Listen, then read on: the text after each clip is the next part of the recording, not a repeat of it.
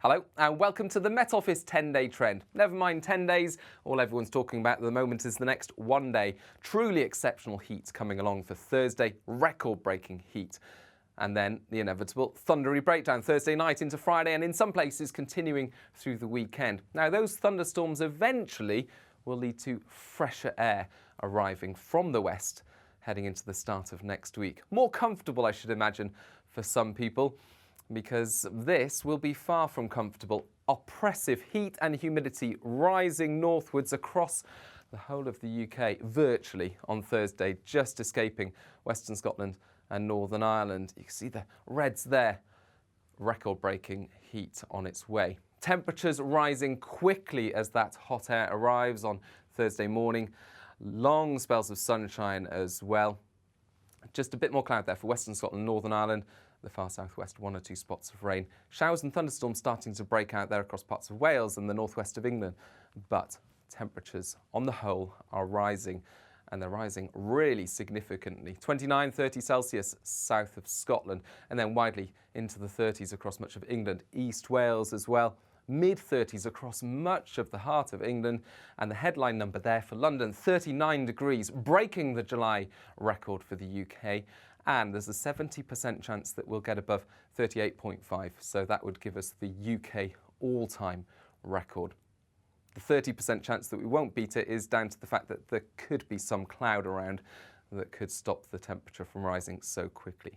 However, it is likely to be a record-breaking day, and with that heat and that humidity, we're going to see thunderstorms soon developing, especially across eastern parts of the country into Thursday night, clearing away first thing Friday. Frequent lightning, hail, gusty winds as well. Another lively night to come in places. Further west, it's a lot quieter. Sunny spells breaking out through Friday, but we're behind now a cold front. And that cold front means that it's going to start to feel more comfortable across western parts of Britain. That cold front won't quite reach the east of England, northeast Scotland here. Temperatures into the high 20s again, and still the possibility of 33 degrees or possibly higher across East Anglia. But you see the considerable difference further west. And it's the slowing down of this cold front that is causing a few headaches here at the Met Office at the moment, because it then starts to cause trouble into the weekend. Along this cold front, we'll see outbreaks of heavy, thundery rainfall, but you can see it doesn't move very far, very fast. Into the start of the weekend, it really slows down. In fact, it comes to a grinding halt across northern and eastern Britain as it meets this beast, this huge anticyclone across Scandinavia. Not only is it a large area of high pressure, but it contains with it all of that heat that we're going to see over the next couple of days. And as that cold front pushes into that heat dome, well, it's not going to move very far. In fact, because it slows down, it's increasingly difficult to predict through the weekend. The jet stream's not going to move it along. That dives to the south. And so that means that we're paying close attention to this area of cloud and rain across northern and eastern Britain on Saturday. Some areas seeing a very wet day indeed, some heavy and thundery outbreaks of rain, particularly for Scotland, northern England, parts of eastern England. Further southwest, Wales, the southwest of England, Northern Ireland, sunny spells and actually feeling quite pleasant with temperatures around average. Temperatures considerably lower where it's raining though, some 15 degrees lower compared to Thursday. Spot the difference by Sunday. The weather front's still there, still bringing rain to more or less the same affected areas. Outbreaks of rain on and off through Sunday, perhaps further thunderstorms. Again, driest, brightest across southwestern areas. But this position of the weather front, don't take it too literally, and I'll show you why. Looking at the combined rainfall totals through Saturday and Sunday from 3 different computer projections, the UK model, the European model and the American model. And you can see the brighter colours there indicating those areas most likely to have a wet weekend. They're in just slightly different positions. Not a tremendous difference, but depending on where you are, it will make a difference to you on the ground.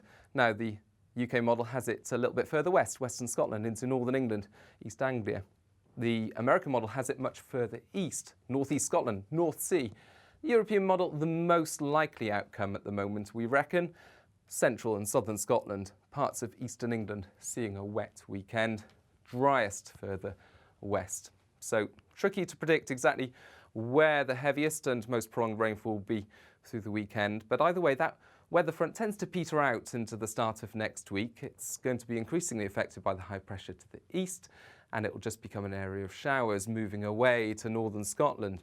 Meanwhile, the jet stream to our west starts to pick up areas of low pressure, and into Tuesday, into Wednesday, this is the most likely position for the low pressure from the Atlantic to appear. Now, don't be too worried about it. It doesn't look, it's going to be a lot less bad than it looks, is what I'm trying to say. That low pressure will move in, carrying with it outbreaks of rain and showers, but eventually just fizzling out as it meets the high pressure to the east.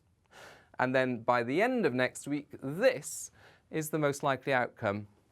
Something of a no man's land across the UK. Low pressure somewhere to the west, high pressure somewhere to the east, light winds, a bit of rain in the northwest of the UK, but many places dry with sunshine, 1 or 2 showers, and temperatures rising. And if the winds point from the right direction, we could bring in hot air again much later next week.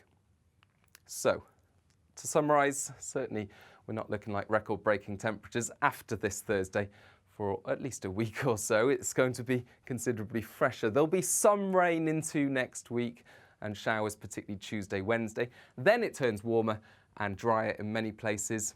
So although it's not going to be exceptional heat and humidity next week, summer is far from over. And of course, you can find much more details. You can keep up to date with all the latest by following us on social media. Bye-bye.